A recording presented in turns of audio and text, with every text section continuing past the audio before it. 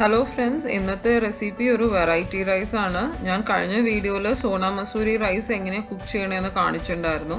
അപ്പോൾ അങ്ങനെ കുക്ക് ചെയ്ത റൈസ് ഉപയോഗിച്ച് എളുപ്പത്തിൽ ചെയ്തെടുക്കാൻ പറ്റിയ ഒരു ടൊമാറ്റോ റൈസ് ആണ് ഞാൻ ഇന്നിവിടെ കാണിക്കാൻ പോണത്. എൻ്റെ ചാനൽ നിങ്ങൾക്ക് ഇഷ്ടമായെങ്കിൽ പ്ലീസ് സബ്സ്ക്രൈബ്. ഓൾസോ അതിൻ്റെ അടുത്തുള്ള ബെൽ ഐക്കോൺ ക്ലിക്ക് ചെയ്ത് കഴിഞ്ഞാൽ നിങ്ങൾക്ക് പുതിയ വീഡിയോ നോട്ടിഫിക്കേഷൻസ് വരും. അപ്പോൾ ഈ ടൊമാറ്റോ റൈസ് എങ്ങനെയാണ് ഉണ്ടാക്കണമെന്ന് നമുക്ക് നോക്കിയിട്ട് വരാം. ഒരു പാനിൽ നമുക്ക് എണ്ണ ഒഴിച്ച് ചൂടാക്കാം. എണ്ണ ചൂടായതിന് ശേഷം ഒരു 1/4 ടീസ്പൂൺ കടുക് ഇടുക. കടുക് പൊട്ടിയതിന് ശേഷം ഒരു 1/4 ടീസ്പൂൺ ജീരകം. അടുത്തത് ഞാൻ ചേർക്കാൻ പോണത് കുറച്ച് കടലപ്പരിപ്പാണ്. കടലപ്പരിപ്പ് ചേർത്താൽ നല്ല സ്വാദായിരിക്കും, അതുകൊണ്ട് ഈ സ്റ്റെപ്പ് സ്കിപ്പ് ചെയ്യരുത്. ഒരു 3-4 അല്ലി വെളുത്തുള്ളി ചതച്ചത് ചേർക്കാം. ഇതെല്ലാം കൂടി ചേർത്ത് നമുക്ക് നല്ലോണം വറുത്ത് കൊടുക്കാം. അതായത് കടലപ്പരിപ്പ് ഒരു ഗോൾഡൻ ബ്രൗൺ കളർ ആവണ വരെ. ഇപ്പോൾ ഒരു 1 മിനിറ്റ് നല്ലോണം ഇളക്കിയിട്ടുണ്ട്. ഇനി നമുക്ക് ഇതിലേക്ക് ഒരു 2 പച്ചമുളകും കുറച്ച് കരിവേപ്പിലയും ചേർക്കാം. അടുത്തത് കുറച്ച് കായപ്പൊടി. ഒന്ന് മിക്സ് ചെയ്തതിന് ശേഷം ഒരു ചെറിയ സവാള ചേർത്ത് നമുക്ക് ഇളക്കി കൊടുക്കാം. സവാള നല്ലോണം ട്രാൻസ്പെറൻറ്റ് ആവണം. ഒരു 3 മിനിറ്റ്സ് വരയ്ക്കും നമുക്കിത് വഴറ്റാം. സവാള വഴണ്ടിട്ടുണ്ട്. ഇനി ഞാൻ ചേർക്കാൻ പോണത് ഒരു 2 മീഡിയം തക്കാളിയാണ്.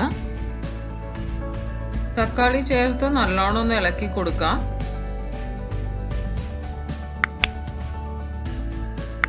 ഇനി നമുക്ക് ഇതിലേക്ക് പൊടികൾ ചേർത്ത് കൊടുക്കാം. ആവശ്യത്തിന് മുളക് പൊടി ഞാനിവിടെ 1 ടീസ്പൂണാണ് ചേർക്കണത്. 1 ടേബിൾ സ്പൂൺ മല്ലിപ്പൊടി, പിന്നെ കുറച്ച് മഞ്ഞൾപ്പൊടിയും. പൊടികളൊക്കെ ചേർത്ത് നമുക്ക് നല്ലോണം ഇളക്കി കൊടുക്കാം.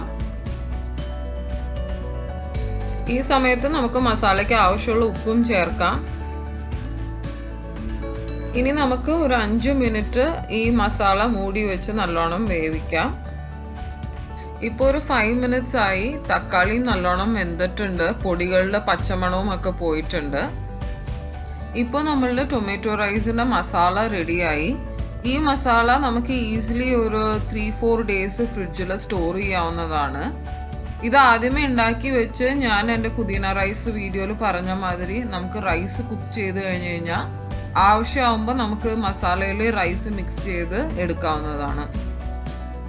ഇനി നമുക്ക് ഇതിലേക്ക് കുക്ക്ഡ് റൈസ് ചേർക്കാം. സോനാ മസൂരി റൈസ് എങ്ങനെയാണ് കുക്ക് ചെയ്യണമെന്ന് ഞാൻ ഓൾറെഡി വീഡിയോ ഇട്ടിട്ടുണ്ട്. അപ്പോൾ അത് നോക്കി നിങ്ങൾക്ക് റൈസ് പെർഫെക്റ്റ്ലി എങ്ങനെയാണ് കുക്ക് ചെയ്തെടുക്കാമെന്ന് മനസ്സിലാക്കാം. റൈസും മസാലയും നമുക്ക് നല്ലോണം മിക്സ് ചെയ്ത് കൊടുക്കാം. മസാല കൂടുതലാവാൻ പാടില്ല.